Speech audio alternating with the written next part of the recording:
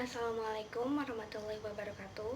Perkenalkan, nama saya Nurul Afifah dari jurusan Bimbingan dan Konseling Islam, Fakultas Usuluddin Adab dan Dakwah, IAIN, Syekh Nurjati Cirebon. Tujuan saya membuat video ini untuk memenuhi salah satu tugas individu mata kuliah Pendidikan Kewarganegaraan. Nah, di sini saya ingin mereview buku Pendidikan Kewarganegaraan untuk pendidikan tinggi karangan Ujang Carda. Bukunya seperti ini.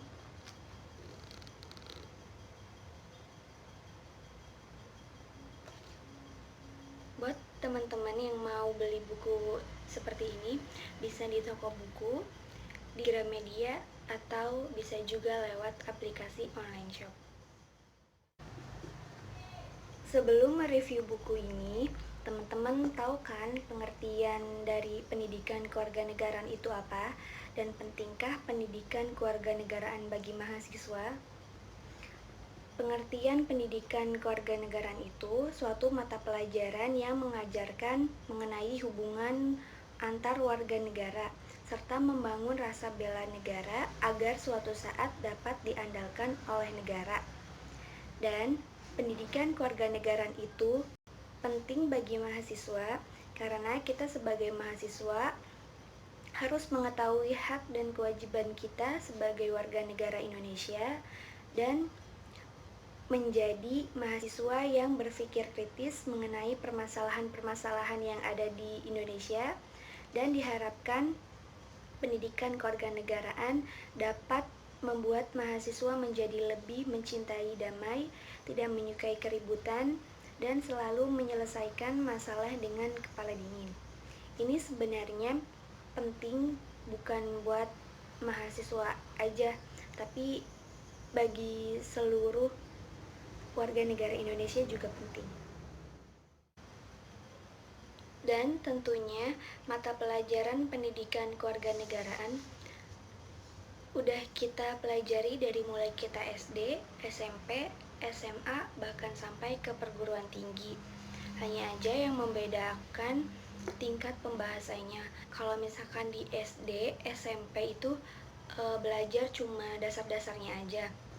Kalau udah ke perguruan tinggi, pembahasannya lebih banyak dan lebih detail.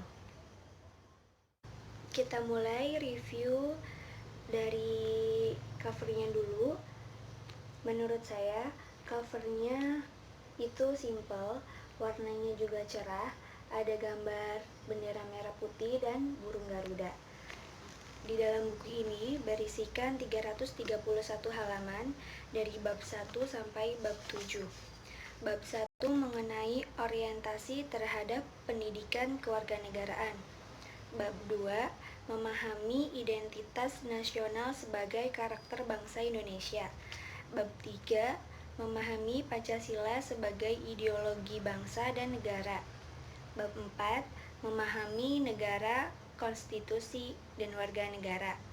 Bab 5 memahami negara hukum, hak asasi manusia, dan demokrasi. Bab 6 memahami wawasan Nusantara sebagai wawasan nasional Indonesia.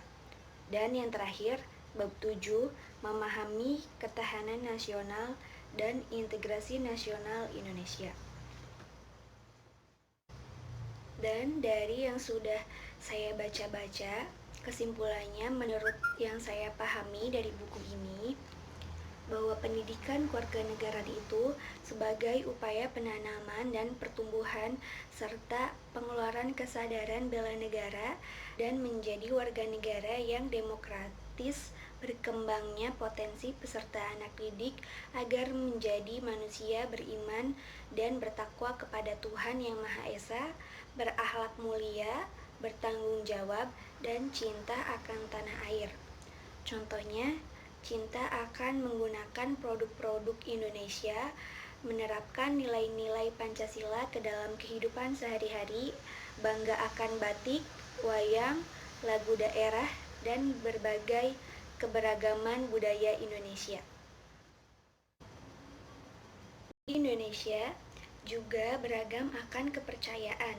Ada agama Islam, Kristen, Protestan, Katolik, Hindu, Buddha, Maka sikap kita terhadap keberagaman kepercayaan itu harus saling menghormati dan menghargai antar umat beragama. Kita harus memiliki sikap toleransi terhadap perbedaan tersebut, seperti semboyan Bhinneka Tunggal Ika, yang artinya berbeda-beda tetapi satu jua. Pancasila menjadi ciri khas Indonesia untuk membedakan dengan negara lain.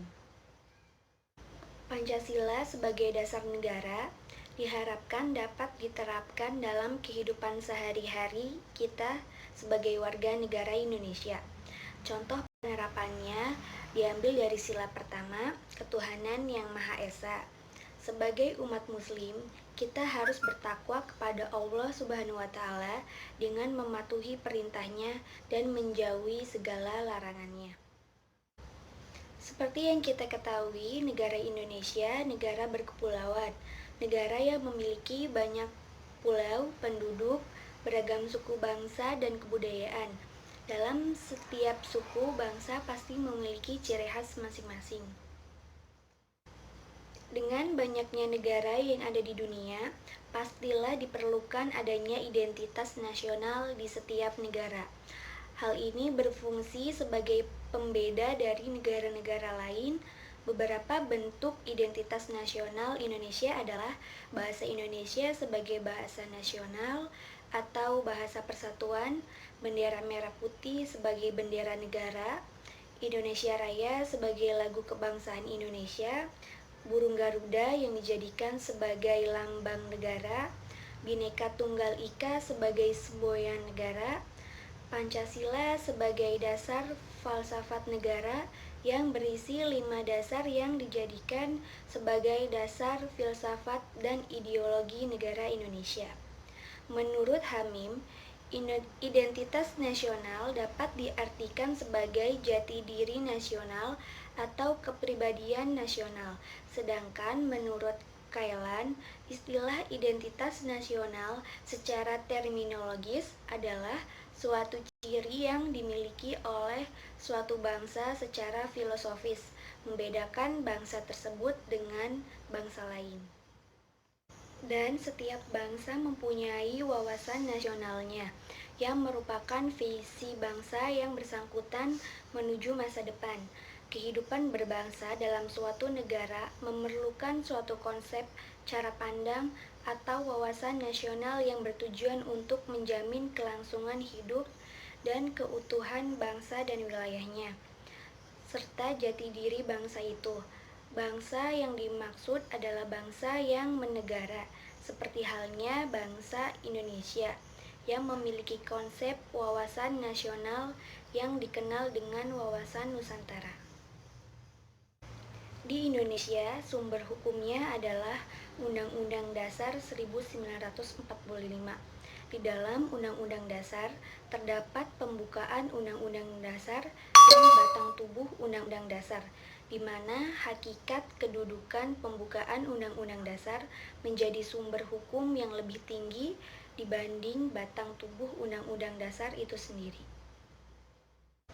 Selanjutnya, Indonesia adalah negara yang sangat menjunjung tinggi hak asasi manusia. Adalah hak dasar yang telah dimiliki setiap individu semenjak di dalam kandungan hingga meninggal sebagai anugerah Tuhan.